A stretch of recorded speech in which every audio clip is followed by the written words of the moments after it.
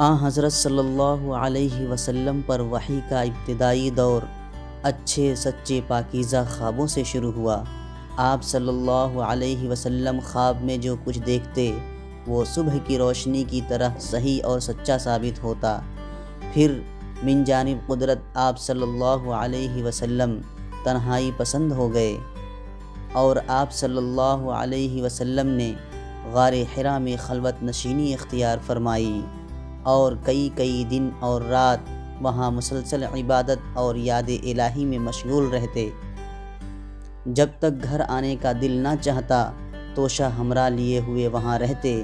توشہ ختم ہونے پر ہی اہلیہ محترمہ حضرت خدیجۃ الکبریٰ رضی اللہ تعالی عنہا کے پاس تشریف لاتے اور کچھ توشہ ہمراہ لے کر پھر وہاں جا کر خلوت گزین ہو جاتے۔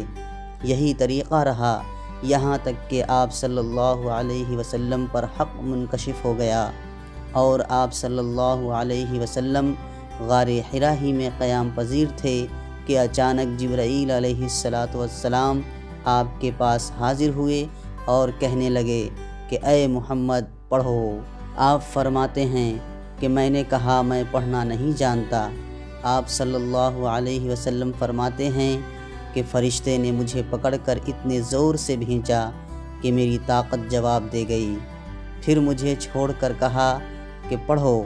میں نے پھر وہی جواب دیا کہ میں پڑھا ہوا نہیں ہوں۔ اس فرشتے نے مجھ کو نہایت ہی زور سے بھینچا کہ مجھ کو سخت تکلیف محسوس ہوئی۔ پھر اس نے کہا کہ پڑھو۔ میں نے کہا کہ میں پڑھا ہوا نہیں ہوں۔ فرشتے نے تیسری بار مجھ کو پکڑا اور تیسری مرتبہ پھر مجھ کو بھینچا۔ پھر مجھے چھوڑ دیا اور کہنے لگا کہ پڑھو اپنے رب کے نام کی مدد سے جس نے پیدا کیا اور انسان کو خون کی پھٹکی سے بنایا۔ پڑھو اور آپ کا رب بہت ہی مہربانیاں کرنے والا ہے۔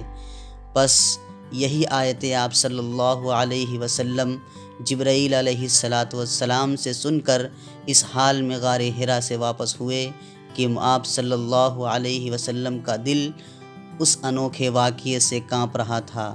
آپ صلی اللہ علیہ وسلم خدیجہ رضی اللہ تعالی عنہا کے یہاں تشریف لائے اور فرمایا کہ مجھے کمبل اوڑھا دو، مجھے کمبل اوڑھا دو۔ لوگوں نے آپ صلی اللہ علیہ وسلم کو کمبل اوڑھا دیا۔ جب آپ صلی اللہ علیہ وسلم کا ڈر جاتا رہا تو آپ صلی اللہ علیہ وسلم نے اپنی زوجہ محترمہ خدیجۃ الکبریٰ رضی اللہ تعالی عنہا کو تفصیل کے ساتھ یہ واقعہ سنایا اور فرمانے لگے کہ مجھ کو اب اپنی جان کا خوف ہو گیا ہے۔ آپ صلی اللہ علیہ وسلم کی اہلیہ محترمہ خدیجہ رضی اللہ تعالی عنہا نے آپ صلی اللہ علیہ وسلم کی ڈھارس بندھائی اور کہا آپ کا خیال صحیح نہیں ہے۔ اللہ کی قسم آپ کو اللہ تبارک و تعالی کبھی رسوا نہیں کرے گا۔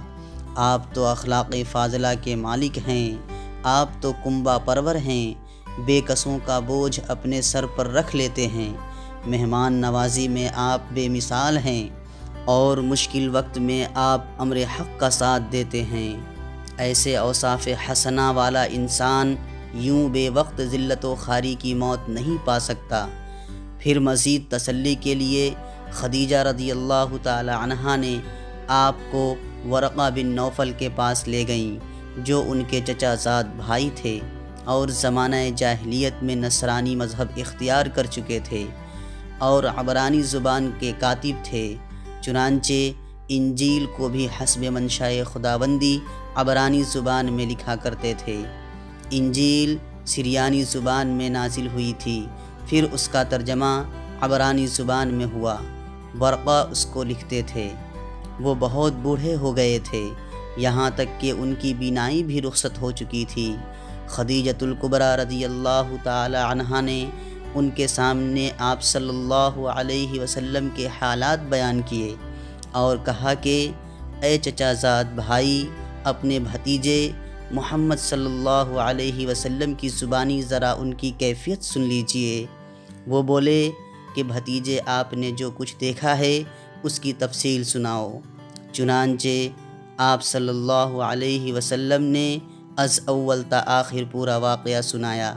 جسے سن کر ورقا بے اختیار ہو کر بول اٹھے کہ یہ تو وہی ناموس معزز رازدان فرشتہ ہے جسے اللہ تبارک و تعالیٰ نے موسیٰ علیہ السلام پر وحی دے کر بھیجا تھا۔ کاش میں آپ کے اس عہد نبوت کے شروع ہونے پر جوان عمر ہوتا، کاش میں اس وقت تک زندہ رہتا جب کہ آپ کی قوم آپ کو اس شہر سے نکال دے گی۔ رسول اللہ صلی اللہ علیہ وسلم نے یہ سن کر تعجب سے پوچھا کہ کیا وہ لوگ مجھ کو نکال دیں گے؟ حالانکہ میں تو ان میں صادق و امین و مقبول ہوں۔ ورقہ بولا، ہاں یہ سب کچھ سچ ہے، مگر جو شخص بھی آپ کی طرح امر حق لے کر آیا لوگ اس کے دشمن ہی ہو گئے ہیں۔ اگر مجھے آپ کی نبوت کا وہ زمانہ مل جائے تو میں آپ کی پوری مدد کروں گا۔ مگر ورقہ کچھ دنوں کے بعد انتقال کر گئے، پھر کچھ عرصے تک وحی کی آمد موقوف رہی۔